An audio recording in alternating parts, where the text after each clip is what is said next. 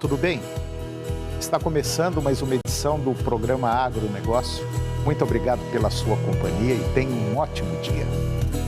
No programa de hoje nós vamos falar sobre ICMS dos combustíveis, telecomunicações, energia elétrica e transporte coletivo.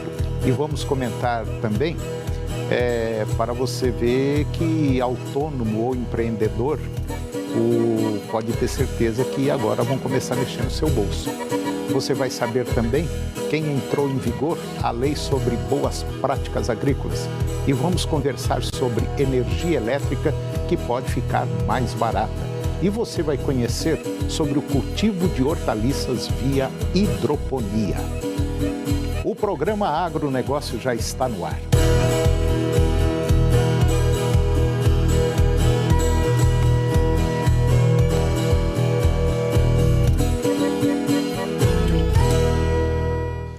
Eu começo o programa de hoje falando sobre boas práticas agrícolas. Entrou em vigor desde o dia 1º de julho a portaria do Ministério da Agricultura que reconhece a adoção de boas práticas agrícolas.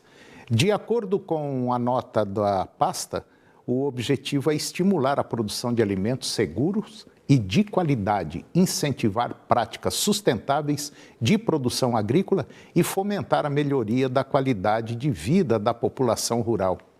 Quando o produtor rural adotar boas práticas agrícolas, nós vamos conseguir ter o produto com mais qualidade, com mais garantia, e isso ocorre porque ele está fazendo do jeito correto, que tem que ser feito baseado na ciência, na pesquisa de campo.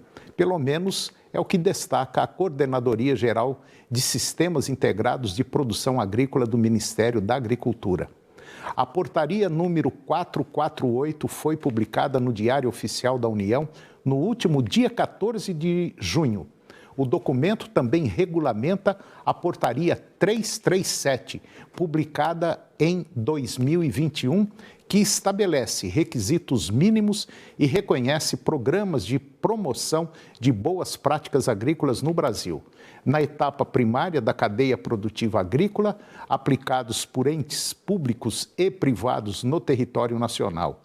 Os interessados em obter reconhecimento devem solicitar a adesão por meio de termo de declaração junto ao Ministério da Agricultura.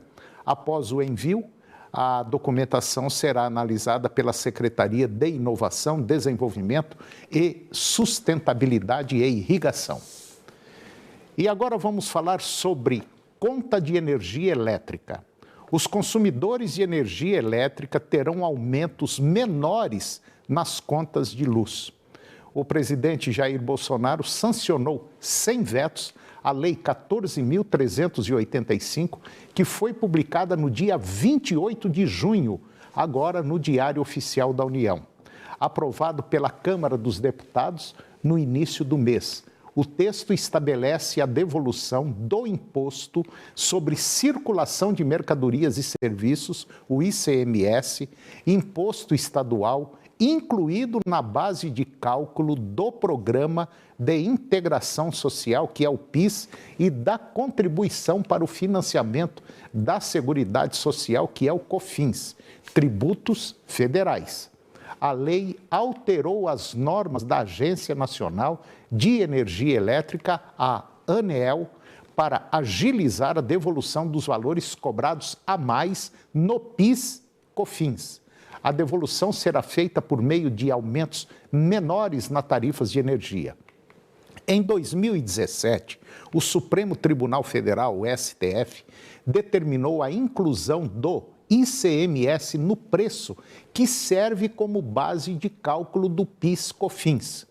A Corte, o STF, entendeu que havia dupla tributação, ou seja, cobrança de um mesmo imposto duas vezes. Em 2021, o STF definiu o alcance da medida, que deveria ser retroativa a 15 de março de 2017. Segundo a Câmara dos Deputados e também o Senado, a União deveria devolver 60,3 bilhões de reais em créditos de PIS/COFINS às distribuidoras. E desse total, 12,7 bilhões já foram devolvidos pela Aniel em revisões tarifárias desde 2020, que teriam impedido as contas de luz de aumentarem em média 5%. Ainda existe aí 47,6 bilhões de reais a serem ressarcidos aos consumidores. E agora você vai ver como é o plantio de hortaliças através do processo de hidroponia. Confira.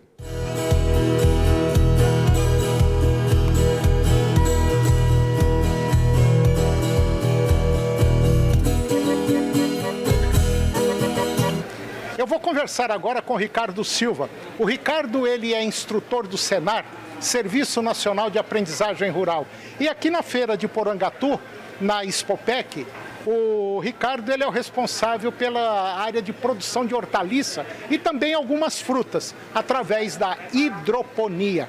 Ricardo, o que é hidroponia? Isso.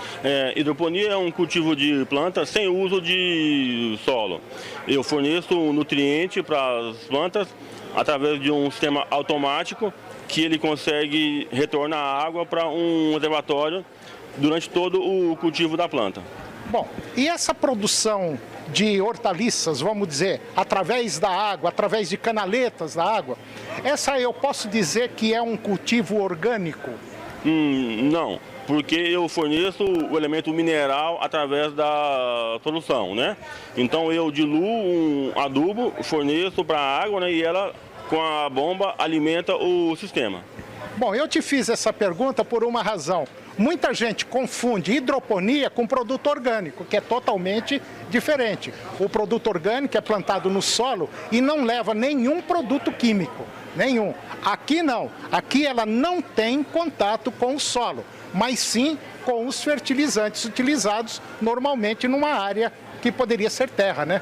Correto, né? Apesar de ter culturas iguais, né? O sistema de cultivo difere. Aqui nós temos algumas folhosas que eu cultivo em perfil, né? Tipo aqui alface, rúcula, salsa, coentro, né? Espinafre. E em sistema de substrato eu tenho morango e tenho tomate. Mas todos recebem o nutriente que eu forneço através da solução. Bom, e tem condição, por exemplo, de combater isso aqui em relação a alguma praga? Porque vai aparecer alguma coisa, né? Isso, perfeito. A gente já cultiva em algumas estruturas que protegem o cultivo, né? Temos algumas estufas, alguns telados que já amenizam as pragas, né? Eu posso ter algumas armadilhas adesivas, né? Eu posso ter ainda algum produto natural que eu precise aplicar, tá? Bom, em relação à produção, à produtividade, se eu pegar um alface, por exemplo, de uma determinada variedade e plantar esse alface, cultivar esse alface via hidroponia ou via solo, via chão, a diferença é grande ou não? É correto. Aqui eu forneço tudo que a planta quer em condições perfeitas, né? Eu forneço uma muda ideal, eu faço a transferência para a fase no tempo correto, então eu consigo ganho de tempo com certeza. Porque o sistema é protegido e é tudo automático. Eu consigo o manejo muito mais facilitado para a cultura. Para iniciar o sistema hidropônico, eu preciso fornecer uma muda ao sistema. Essa muda é feita em uma espuma especial que é chamada espuma fenólica. Eu adiciono uma sementinha e a partir de 10, 15 dias eu coloco ela no sistema. A partir de 10, 15 dias que a mudinha germinou, ela já emitiu raízes e eu corto a espuma e nessa fase eu coloco ela no sistema em forma de um cubo. Após a muda entrar no sistema, né, que é aqui na fase 1, né, que tem os perfis em média com 10 centímetros, eu passo para a fase 2, que é a fase final. Aí eu tenho um reservatório onde eu já distribuí todos os elementos nutritivos que a planta precisa até completar o seu ciclo final. a solução, ela corre pelo perfil, cai aqui na calha, volta para o balde e é todo automático, fica circulando o tempo inteiro. E eu programo para ligar e desligar para que ela forneça nutriente para a planta. Isso fica ininterrupto, essa água indo e vindo, mas ele tem intervalos que ele funciona ou para? Isso. Durante o dia eu programo, né? Em média 15 minutos liga, 15 minutos desliga. À noite eu mudo esse tempo para 3 ou 4 vezes ligar. E aí ela permanece quanto tempo aqui, até na fase adulta? Média das folhosas entre 30 dias é o ponto de colheita. Bom, e tem um detalhe importante que já tem muita gente utilizando, que é o uso da hidroponia dentro de casa, ou seja, a produção de hortaliça caseira, né? Isso, perfeito. Até algumas hidroponias verticais, né? Pode ser usadas em pequenos espaços, né? E eu só preciso de sol, né? Não vamos confundir horta, né, com o dentro de casa, no caso, né? Se eu tiver uma varanda, né? Uma questão de luz, você consegue cultivar tranquilamente. Os cheiro verdes, né? Então as maçarias, né? Muito fácil para cultivo hidropônico. É bom lembrar que a luminosidade do sol também é um alimento para a planta, né? Ah, correto. Com isso ela consegue produzir o seu próprio alimento, né? Fazer fotossíntese e se nutrir também, com certeza.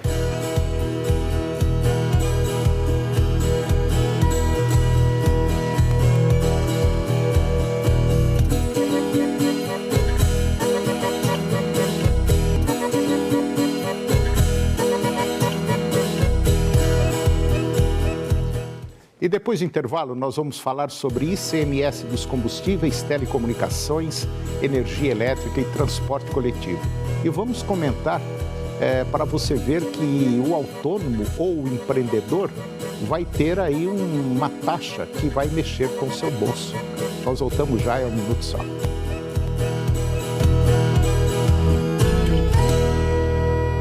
Promoção Eu Sou Fã da 99,5 FM. Fique ligado na sua rádio para saber onde a nossa equipe de promoções vai estar. Colhe o adesivo no seu veículo e concorra a sorteios de vales combustível toda semana. Tem prêmios de 300, 500 e até R$1.000 para você abastecer com álcool, gasolina ou diesel. Promoção Eu Sou Fã da 99,5 FM. A gente ouve porque gosta. Oferecimento, aqui tem qualidade e economia. Eletrosom, preço é o mínimo que a gente faz. TV Serra Dourada, a TV do seu tempo, o tempo todo com você. Alô, Goiânia Viva e região. A loja Xerife Top Jeans chegou! Só na Xerife tem 4 camisetas por R$99 e tem mais 3 polos só R$99. É Xerife Top Jeans, oficial agora no Goiânia Viva.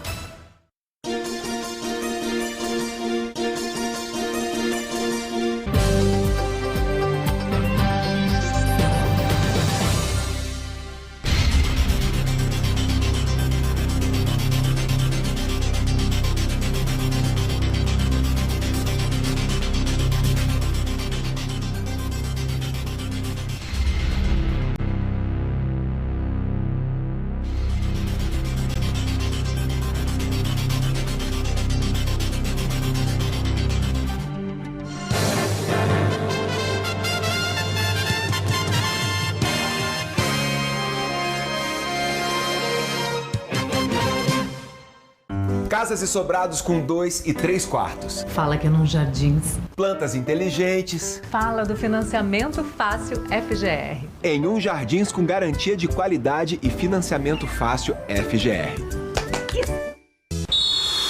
Quando a amarelinha entra em campo, só a vitória interessa. E na Colômbia, nossas meninas querem largar na frente pela classificação. Próximo sábado, 9 da noite. Brasil e Argentina. É estreia. É clássico. É Copa América Feminina. E você vê aqui, no SBT. Agronegócio. Oferecimento Senar Goiás, a maior escola da terra.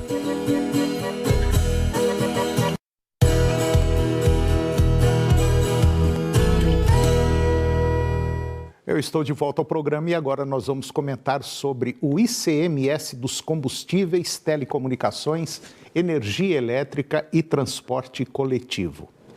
Governos de 11 estados e também do Distrito Federal entraram com uma ação no Supremo Tribunal Federal para suspender os efeitos de uma lei recém-aprovada pelo Congresso que define combustíveis, telecomunicações, energia elétrica e transporte coletivo como bens essenciais e limita a cobrança do ICMS pelas unidades federativas, pelos estados, a um teto de aproximadamente 17%. A iniciativa ocorre após o estado de São Paulo e também o estado de Goiás reduzirem a cobrança do tributo estadual e no dia de uma nova reunião de conciliação entre estados e União para tentar pôr fim ao impasse em torno da cobrança do ICMS sobre combustíveis. A mudança deve reduzir a competitividade do etanol frente à gasolina e tem influenciado o mercado global, principalmente de açúcar. No caso de Goiás, o ICMS incidente sobre a gasolina passou de 30% para 17%, enquanto o etanol tinha uma alíquota de 25% e caiu também para 17%. São Paulo também reduziu o ICMS para a gasolina, mantendo a alíquota do etanol hidratado em 13,3%. Na ação, os 11 estados alegam que a lei representa uma intervenção inédita da União. Os governadores querem que a ação seja julgada pelo ministro Gilmar Mendes, que relata outros casos sobre o assunto no STF e coordenou a reunião de conciliação agora na semana passada. E agora vamos falar para você que é empreendedor ou autônomo. Se você é profissional liberal, você tem o MEI ou o Simples Nacional, fique atento ao que pode estar prestes a acontecer ainda neste ano. Um grupo de empreendedores e autônomos está prestes a receber altas cobranças de impostos ainda este ano, mas não da forma que você está pensando. Na verdade, nós podemos dizer que a maioria dessas pessoas vai pagar esses impostos a mais, vamos dizer assim, com um sorriso de orelha a orelha. Por quê? Porque essa cobrança virá diretamente do aumento do faturamento desses negócios. De tempos em tempos, alguns empreendedores e profissionais liberais têm acesso a um benefício que tende a trazer uma explosão em seu faturamento. Esse benefício nada mais é do que o acesso a um conjunto de técnicas e ferramentas que não estão disponíveis para a esmagadora maioria dos empreendedores e profissionais liberais. Em outras palavras, é uma forma altamente eficiente e, claro, 100% legalizada de buscar destruir a concorrência.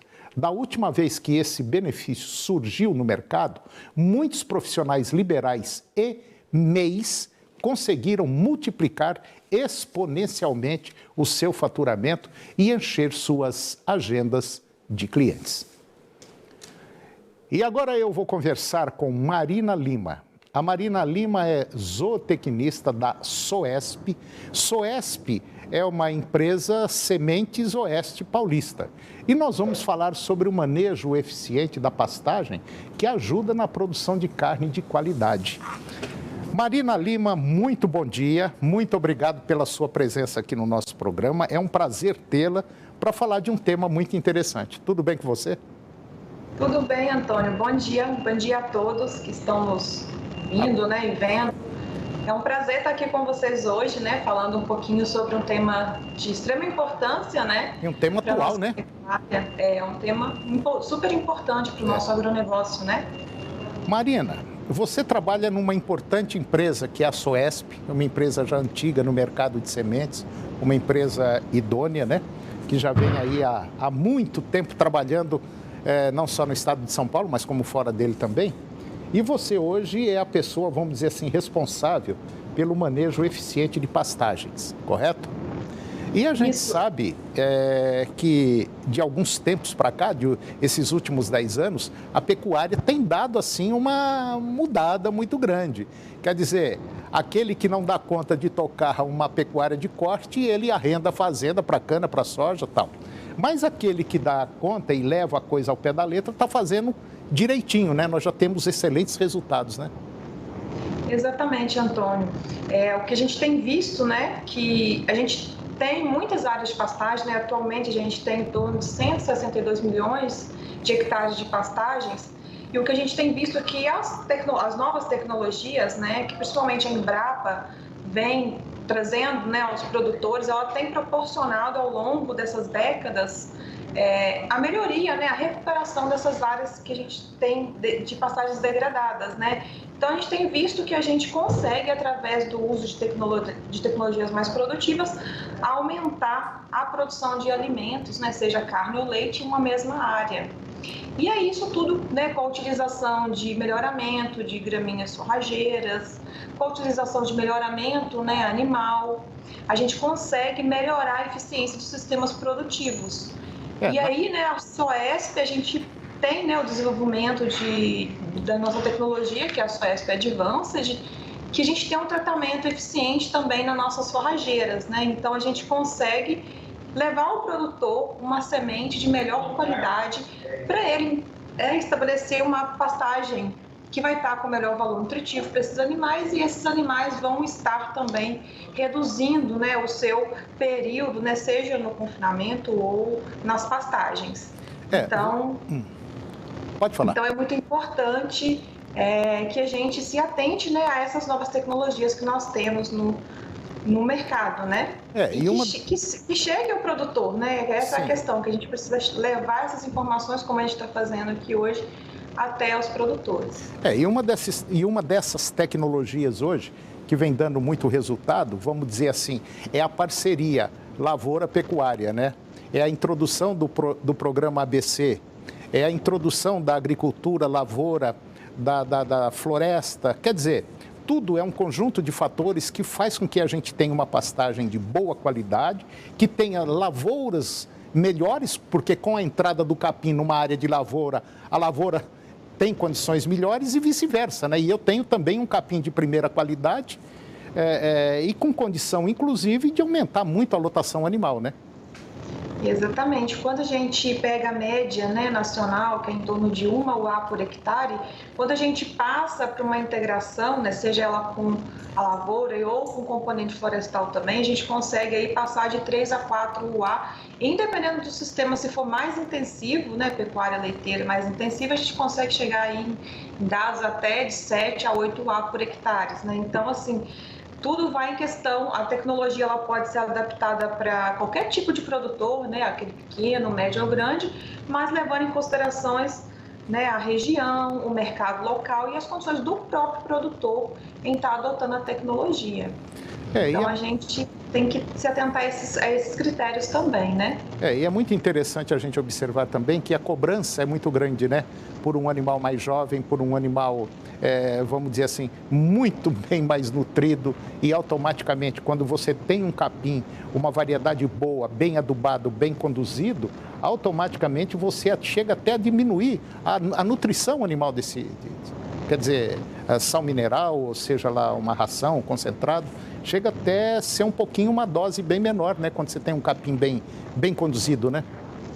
Exatamente. E quando a gente, igual a gente tem diversas novas cultivares forrageiras sendo lançadas, primeiro, são mais de décadas, né? Até que essas forrageiras, elas entram no mercado, né? Então, tem um período de melhoramento dessas forrageiras, e elas vêm com essa proposição de promover, né, um maior valor nutritivo, que elas sejam mais produtivas e que encurte o período de tempo desses animais nos sistemas produtivos. Então, é muito importante que os produtores conheçam esses materiais também, que estão chegando, né? Então, eu vou citar alguns exemplos, né? A gente tem as novas cultivares do gênero pânico, né, que elas são mais exigentes, né, tanto em fertilidade quanto em manejo, mas elas são altamente produtivas, né? Então, se a gente faz uma adubação mais intensa, a gente consegue aumentar a taxa de rotação e encurtar o período que esses animais ficam no sistema. Então, se a gente pegar os dados anteriores, que a gente abatia animais com 3 a 4 anos, hoje, com essa intensificação, com essas novas tecnologias, a gente consegue encurtar e ter animais abatidos aí com 14, 16 meses em alguns casos, né? Quando a gente faz uma suplementação, que a gente fala aí, sistemas semi-intensivos, né? Então, é importante que a gente leve essas tecnologias aos produtores, né? Que eles conheçam esses novos materiais que vêm sendo lançados. Não só conhecer, né? Porque a gente fala, não existe o capim milagroso, né? O capim da moda, existe aquele capim que vai se adaptar às condições daquele produtor.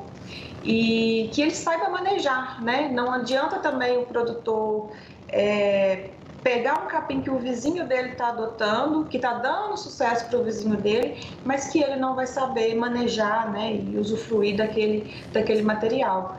Então é importante que eles saibam e sigam essas recomendações de altura, né? Que siga, como eu falei, as espécies do gênero pânico, elas são mais exigentes de fertilidade. Então, se o produtor não adubar, ela não vai ter aquela capacidade produtiva que ele está esperando, né? Então é importante que sigam essas recomendações e as exigências de cada espécie forrageira que ele vai utilizar na propriedade. Você citou bem o seguinte, não adianta eu olhar pro lado do outro lado da cerca que meu vizinho está com um capim excelente, que eu vou pegar lá e jogar para cá. Pode ter certeza absoluta. A primeira coisa que você tem que fazer é mudar dentro da cabeça. Como você vai conduzir o seu processo produtivo. Cada propriedade tem uma realidade, cada propriedade, uma é uma coisa, outra coisa é outra coisa. Então, o que você tem que ter é um gerenciamento, é uma posição, é uma atitude de como fazer, como deve ser conduzida a sua pecuária. Se você vai colocar 5 UAs por hectare, 3 UAs por hectare ou 2 UAs por hectare, isso é você que vai mandar. Todas elas vão dar um resultado, mas é você que vai determinar agora. Você tem que ter critérios e atitude para conduzir uma pecuária de corte ou uma lavoura que seja. Enfim, você tem que ser profissional naquilo que você vai fazer. E está aí o que a Marina Lima disse, é um trabalho que tem que ser criterioso, muito bem certinho, porque milagre não se faz, não. Marina Lima... E todos esses cuidados, Antônio, eles começam desde a escolha da semente forrageira, né? Começa então, assim, lá atrás, bem lá atrás. O produtor ele tem que comprar uma semente de qualidade, né? Então, nós da Soesp estamos aí, né? Para levar ao produtor uma semente de qualidade, né? Então, é importante que a gente se atente. Marina Lima, muito obrigado pela sua presença aqui no nosso programa. Foi ótimo o nosso bate-papo, excelente. Eu espero trazê-la mais vezes aqui. Um bom dia e até a próxima, ok? Bom dia, obrigado. Antônio. Muito obrigada. Tchau. Tchau. E o programa de hoje chegou ao fim. E eu termino o nosso programa com a seguinte frase: a prisão não são as grades e a liberdade não é a rua. Existem homens presos na rua e livres na prisão. É uma questão de consciência. Muito obrigado pela sua companhia, que Deus nos abençoe e até o próximo programa. TV Serra Dourada, SBT Goiânia. O jornalismo a serviço da comunidade em todos os momentos. Daqui a pouco, no Jornal do Meio-Dia. A seguir, Primeiro Impacto, continuação.